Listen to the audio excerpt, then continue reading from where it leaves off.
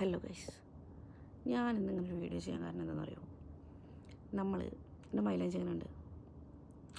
Okay, അത് പോട്ടെ. നമ്മൾ നമ്മുടെ ലൈഫിൽ അത്രയും ഡൗൺ ആയിട്ടിരിക്കുന്ന ഒരു സിറ്റുവേഷൻ ഉണ്ടാവില്ലേ? അതിൽ കൂടെ കടന്നുപോയ ഒരാളാണ് ഞാനും. എന്ന് വെച്ചാൽ എൻ്റെ ലൈഫിലെ ഇനി എനിക്ക് അതിൽ കൂടുതലൊന്നും വരാനൊന്നുമില്ല. സോ ആ ഒരു സമയത്ത്, അല്ലെങ്കിൽ ആ ഒരു സമയം കടന്നു പോയിട്ടും ഞാൻ ആ ഒരു സ്റ്റേജിൽ തന്നെയായിരുന്നു.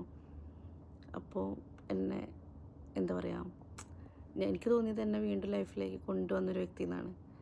അതിപ്പോൾ എൻ്റെ ഫ്രണ്ട് ആയിക്കോട്ടെ, എനിക്ക് അത്രയും വേണ്ടപ്പെട്ടവരായിക്കോട്ടെ, ആ സമയത്ത് നമ്മളാളെ ഭയങ്കരമായിട്ട് വിശ്വസിക്കും.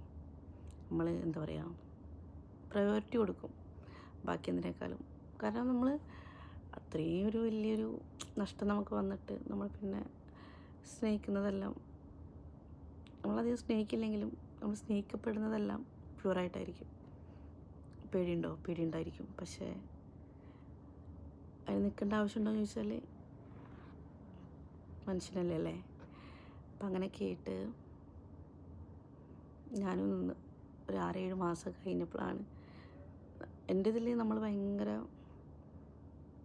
എന്താ പറയുക, ഭയങ്കര എന്താ സ്നേഹമാണ്, അല്ലെങ്കിൽ നല്ല ഹെൽപ്പിംഗ് ആണ്. ഓക്കെ, അതൊക്കെ.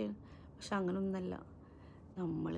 നമ്മൾ ആ സമയത്ത് ചിന്തിച്ച് കൂട്ടി വെച്ച കാര്യങ്ങളൊക്കെ നമ്മളെ മനസ്സിലിപ്പോഴും അങ്ങനെ തന്നെ ആയിരിക്കും.